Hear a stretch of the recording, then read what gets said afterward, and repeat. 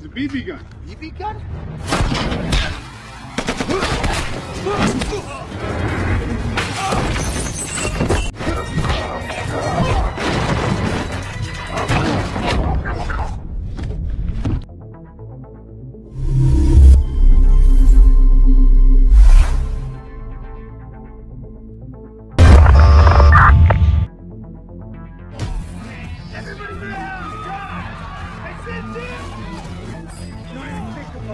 Film dibuka memperlihatkan geng perampok yang sedang beraksi di sebuah toko.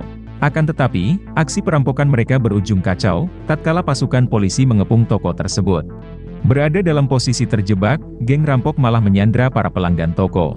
Geng rampok mengancam akan menembak mati mereka semua, jika polisi tidak segera mundur.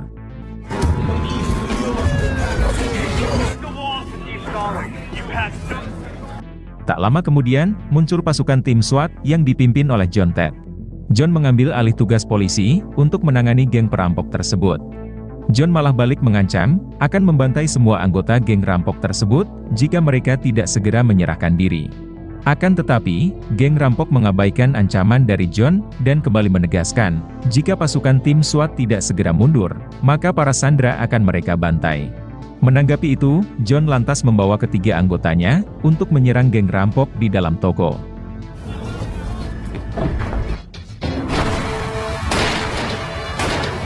Sehingga membuat geng rampok tersebut, tidak lagi bisa berkutik, meskipun mereka memiliki senjata. Anak buah John yang bernama Hans, dengan sigap melumpuhkan seorang dari mereka. Disusul dengan dua lagi anak buah John, yang mampu melumpuhkan dua lagi anggota geng rampok tersebut. BB gun. BB gun? Sedangkan anggota terakhir dari geng perampok tersebut, riwayatnya disudahi oleh John.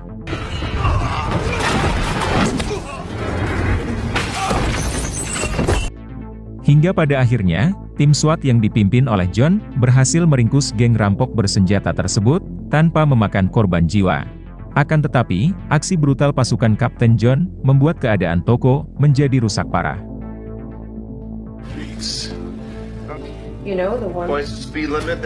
Di keesokan harinya, John dan ketiga anak buahnya, diminta menghadap sang atasan. John dengan begitu optimisnya mengatakan, kalau sang atasan akan menaikkan pangkat mereka, berkat aksi mereka tadi malam, yang berhasil meringkus perampok bersenjata.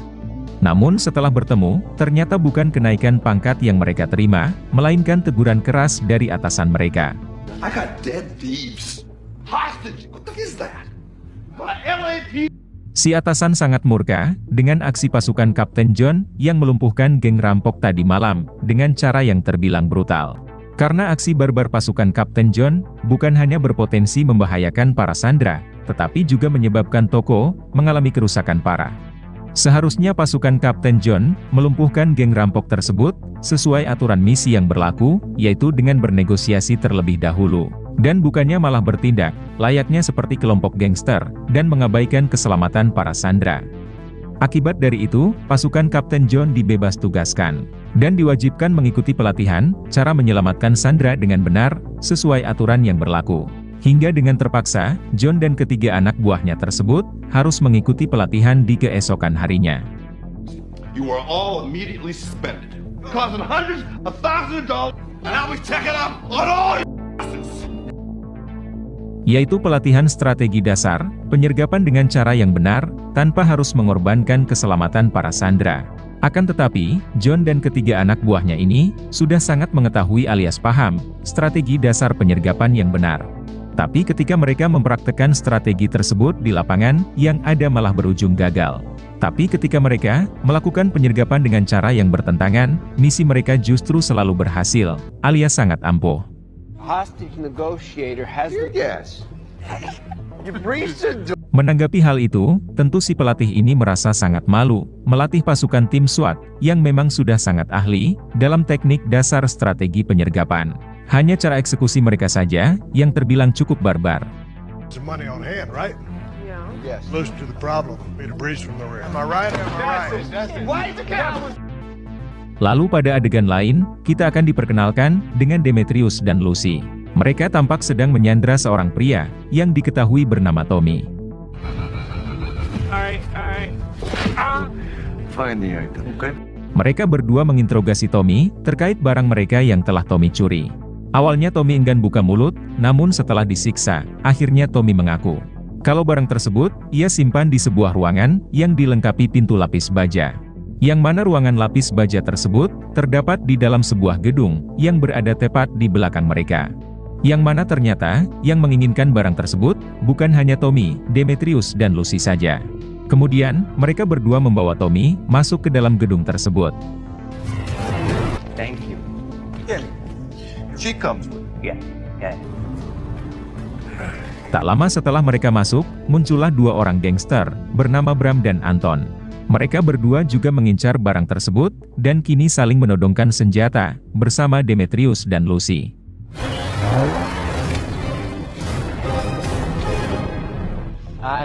Kemudian, Demetrius mengajak Bram dan Anton bekerja sama dalam mencari barang tersebut. Beruntung saja Bram dan Anton mau menerima ajakan kerjasama dari Demetrius, sehingga baku tembak mematikan tidak perlu terjadi.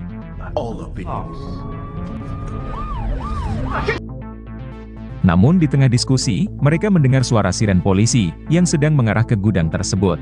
Kemudian, mereka berempat memutuskan bersembunyi di sebuah ruangan lantai bawah.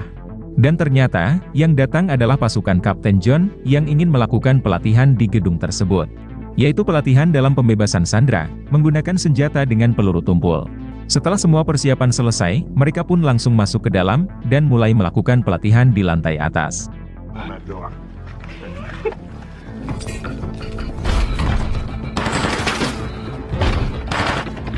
Mengetahui ada pasukan tim SWAT yang datang, Demetrius dan kawan-kawan malah salah paham. Mereka mengira, kalau pasukan Kapten John juga mengincar barang yang mereka cari, yang kebetulan tersembunyi di gedung tersebut. Dan di tengah persembunyian mereka, Anton malah nyambi menggoda Lucy, sehingga membuat Lucy marah, dan inilah yang ia perbuat.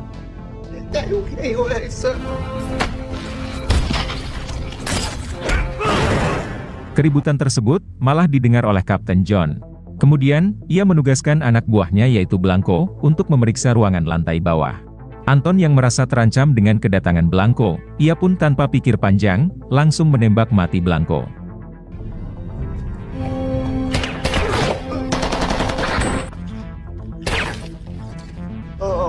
Kemudian, mereka memeriksa senapan milik Blanco, yang hanya menggunakan peluru tumpul. Hingga akhirnya mereka sadar, kalau kedatangan pasukan Kapten John, bukan untuk mengincar barang tersebut. Melainkan untuk melakukan pelatihan, strategi dalam pembebasan sandera. Setelah mendengar suara tembakan dari lantai bawah, John dan ketiga anak buahnya langsung turun lewat pintu lapis baja. Hingga pada akhirnya, kedua kubu saling berhadapan, satu sama lain. John dan dua anak buahnya yang masih tersisa, mencoba mempertahankan diri dengan menodongkan senjata mereka. Namun Demetrius dan kawan-kawan tampak tidak gentar sama sekali. Karena mereka mengetahui, kalau senjata yang digunakan oleh pasukan Kapten John, hanyalah menggunakan peluru tumpul, alias peluru karet saja. Menyadari posisi mereka sedang terpojok, John lantas memberi kode kepada anak buahnya, untuk naik lagi ke lantai atas, melewati pintu lapis baja tersebut.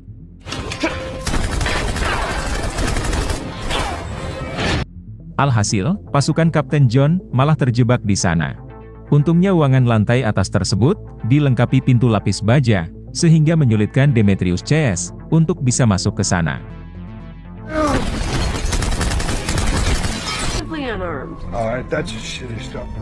Dari lantai atas tersebut, John dan kedua anak buahnya melihat Lucy membawa truk mereka masuk ke dalam dan menyita semua senjata yang ada di dalamnya.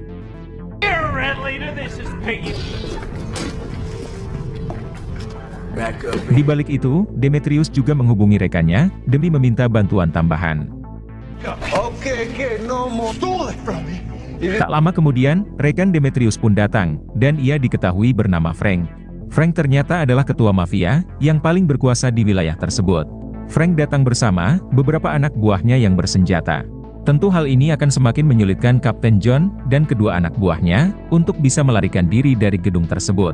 Mengingat, mereka tidak hanya kalah jumlah anggota, tetapi juga kalah dalam hal senjata. Demetrius meminta Frank dan anak buahnya untuk membobol pintu lapis baja tersebut. Karena kebetulan, di sanalah barang yang mereka cari tersimpan. Dan kebetulan pula, Kapten John dan kedua anak buahnya, juga terjebak di sana tanpa senjata. Akan tetapi, untuk bisa membuka pintu lapis baja tersebut, tentu akan memakan waktu yang cukup lama. Sehingga Frank dan anak buahnya, memilih cara yang lebih mudah, untuk bisa menyusup ke dalam ruangan tersebut. Yaitu, dengan cara memanjat lewat jendela. Namun di balik itu, Bram dan Anton sudah mulai merasa terancam dengan kehadiran kelompok mafia Frank yang berada di pihak Demetrius. Bram sangat khawatir mereka berdua akan disingkirkan setelah barang tersebut mereka temukan. Atas dasar itulah, Bram juga menghubungi rekannya guna meminta bantuan tambahan.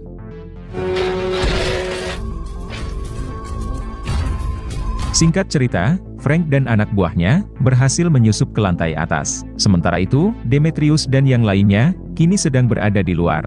Menyadari akan hal itu, John pun secara mengendap keluar dari ruangan dan menuju ke truk mereka untuk mengambil senjata. Setelah pintu truk tersebut dibuka, John menyadari kalau Tommy disekap di sana. Dan di waktu yang sama, John ditodong senjata dari arah belakang oleh seorang anak buah Frank. Namun John yang seorang kapten SWAT, tentu dapat dengan mudah melumpuhkan anak buah Frank tersebut.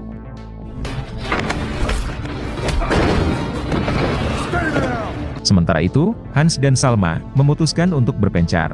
Mengingat, Frank dan anak buahnya sudah berhasil menyusup ke dalam ruangan tersebut. Hingga pada suatu kesempatan, Hans berhasil membantai satu orang anak buah Frank.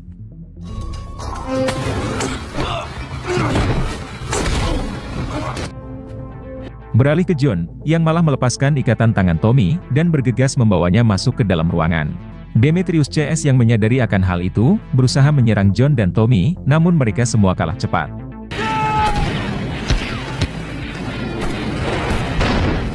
Alhasil, pintu lapis baja tersebut kembali tertutup rapat. Kemudian, John dan Tommy bertemu dengan Hans, tanpa kehadiran Salma. Sementara itu, Salma malah berhadapan dengan Frank. Di saat Frank ingin menghabisi Salma, John pun muncul tepat waktu, dan berduel sengit dengan Frank.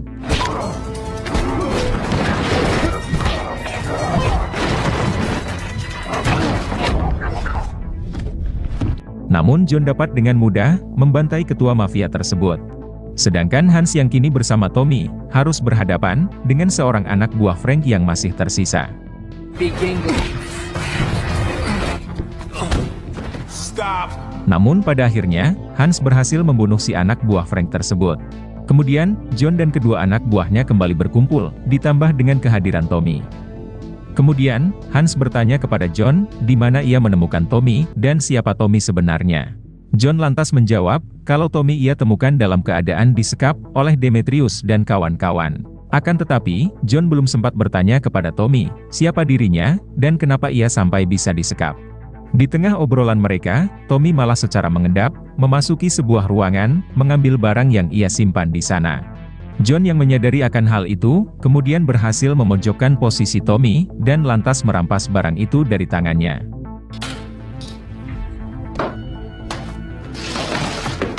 John mengatakan kepada kedua anak buahnya, kalau sekarang, mereka sudah bisa melakukan perlawanan. Karena John sudah mendapatkan senjata mereka, yang sempat disita oleh Demetrius CS. John tidak mengetahui isi dalam koper tersebut, yang di dalamnya terdapat sebuah barang, yang sangat diinginkan oleh Demetrius CS. Namun apapun bentuk barang tersebut, yang pastinya sangatlah berbahaya. Dan jangan sampai, barang tersebut jatuh ke tanah Demetrius, apapun yang terjadi. Kemudian, Tommy memberitahu John CS, mengenai sebuah lorong rahasia, yang bisa membawa mereka keluar dari gedung tersebut. Karena sudah tidak ada lagi pilihan, John dan kedua anak buahnya terpaksa mengikuti usul dari Tommy, yaitu melarikan diri lewat lorong rahasia tersebut.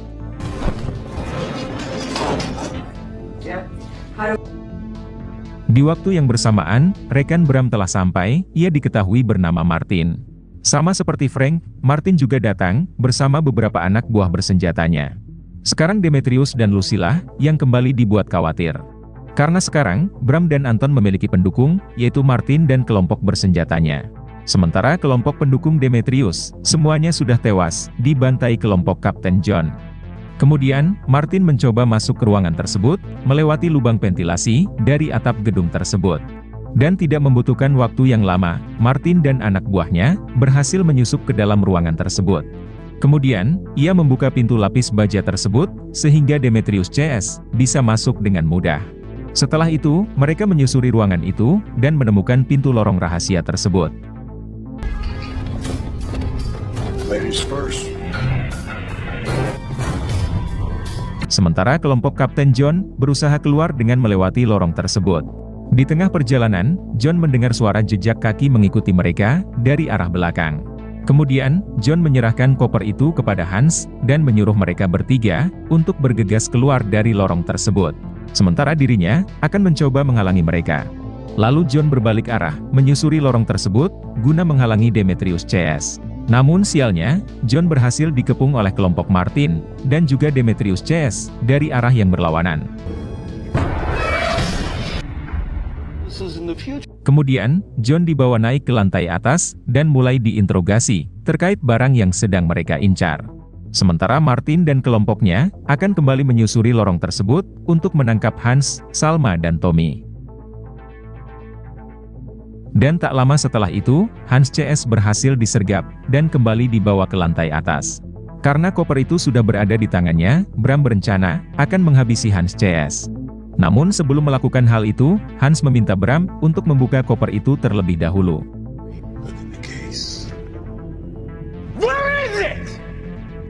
Dan setelah koper itu dibuka, ternyata koper tersebut telah kosong. Bram yang murka, langsung menghubungi Demetrius, dan melaporkan hal itu. Demetrius langsung mematikan panggilan tersebut, tanpa mengucapkan sepatah kata pun. Hal itu jelas membuat Bram curiga, kalau barang yang mereka incar, kini sudah berada di tangan Demetrius. Kemudian, Bram menugaskan kelompok Martin, untuk menghabisi Demetrius CS, berikut dengan John.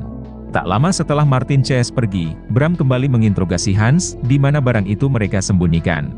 Akan tetapi, Hans tetap saja bungkam, sehingga membuat Bram tambah murka, dan inilah yang ia perbuat. My team leader took it. Bram langsung menembak mati Tommy, untuk menegaskan kepada Hans dan Salma, bahwa ancamannya bukanlah isapan jempol belaka. Kemudian, Bram berencana akan menghabisi Salma, jika Hans masih bungkam. Hingga dengan terpaksa, Hans mau buka mulut. Kalau barang tersebut, ia sembunyikan di lorong rahasia. Kemudian, Bram menugaskan Anton membawa Hans, untuk menemukan barang tersebut. Di balik itu, Martin CS sudah sampai di bagasi. Sementara Demetrius, Lucy dan juga John, bersembunyi di balik truk tersebut. Demetrius sangat yakin, kalau Bram telah menugaskan kelompok Martin, untuk menghabisi mereka. Kemudian, John mengatakan kepada Demetrius, kalau ia bisa saja dengan mudah, membantai kelompok Martin. Namun sayang, kedua tangannya dalam posisi diborgol. Demetrius yang tidak punya pilihan lain, terpaksa melepaskan ikatan tangan John, untuk membantu menghabisi kelompok Martin. Setelah berhasil lepas, John kemudian membawa Demetrius dan Lucy, kabur menggunakan truk pasukan tim SWAT. Sehingga baku tembak sengit, kembali terjadi.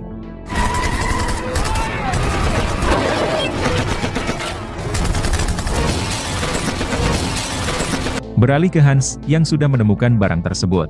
Kemudian, Hans berhasil mengecoh Anton, sehingga mereka berdua, terlibat baku hantam sengit.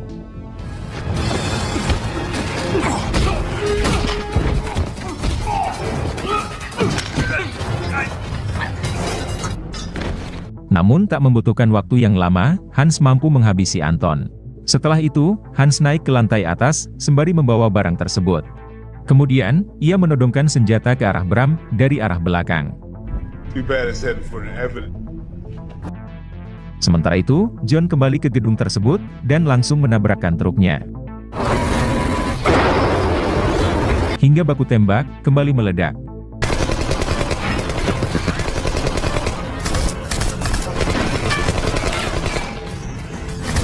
Hans yang mendengar hal itu, bergegas menuju ke lokasi baku tembak tersebut. Sementara Salma sendiri, akan bertugas mengawal Bram. Pada akhirnya, Hans bertemu lagi dengan John. Dengan menggunakan sebuah mesin gun, Hans berhasil membantai kelompok Martin.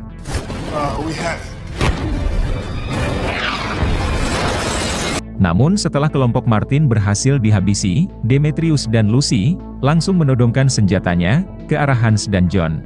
Sehingga mereka bertiga kembali dalam posisi terpojok, begitu juga dengan Bram. Just did. Yes.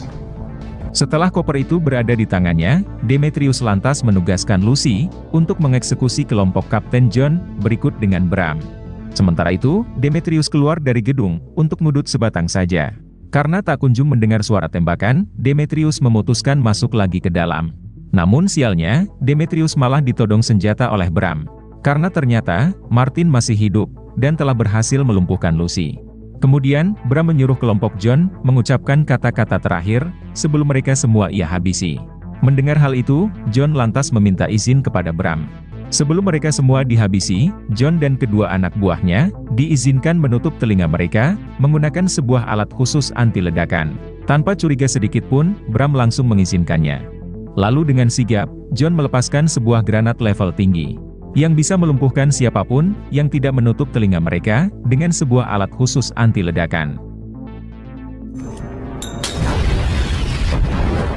Bram dan Demetrius tumbang di tempat, sedangkan Martin berhasil selamat karena sempat keluar dari ruangan sebelum ledakan itu terjadi.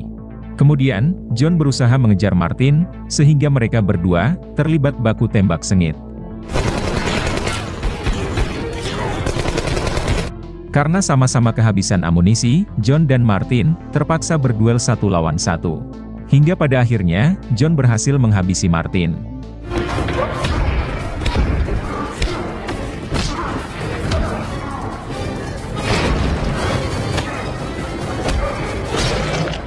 Sedangkan Demetrius, Lucy dan juga Bram berhasil mereka ringkus. Namun dengan semua pencapaian ini, John dan kedua anak buahnya kembali dibuat khawatir kalau mereka akan dicaci maki oleh atasan akibat semua kekacauan yang terjadi. Apalagi satu dari semua korban adalah anggota dari tim SWAT, yaitu Blanco.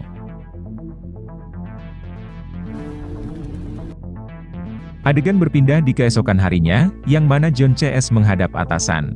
Di sini kelompok Kapten John sudah pasrah jika jabatan mereka akan dicopot. Namun ternyata kali ini bukan sumpah serapah yang mereka terima dari atasan, melainkan kenaikan jabatan berkat aksi berani mati kelompok Kapten John. Karena telah berhasil membasmi 4 kelompok mafia yang paling diincar oleh kepolisian. Bukan hanya itu saja, kelompok Kapten John juga berhasil menyelamatkan jutaan korban jiwa. Karena barang yang diincar tersebut ternyata adalah sebuah formula bom nuklir. Berkat kelompok Kapten John, sekarang formula tersebut sudah berhasil diamankan oleh negara. Lalu film pun selesai. Seriously, Chief. What's